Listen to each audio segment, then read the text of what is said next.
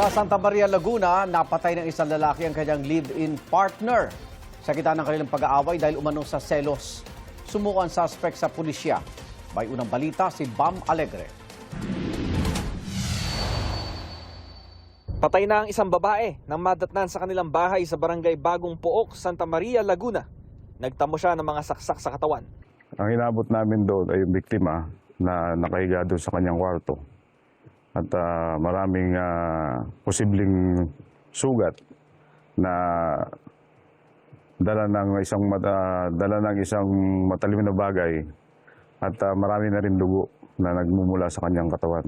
Meron po siyang tama sa likod, sa dibdib, sa tagiliran at sa kanyang mga braso na nagpapakita lang ng posibleng mga defense wound na posibleng nanlaban or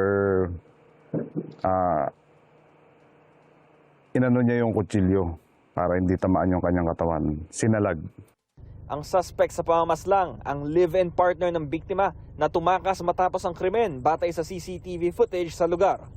Lumalabas doon sa motive niya kasi nagkaroon ng pagtatalo yung mag-live-in partner na yon.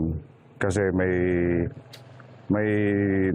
nag-pump out na message doon sa cellphone ng lalaki, which is nalaman ng kanyang kinakasama at doon sila nagkaroon ng mainitang pagtatalo.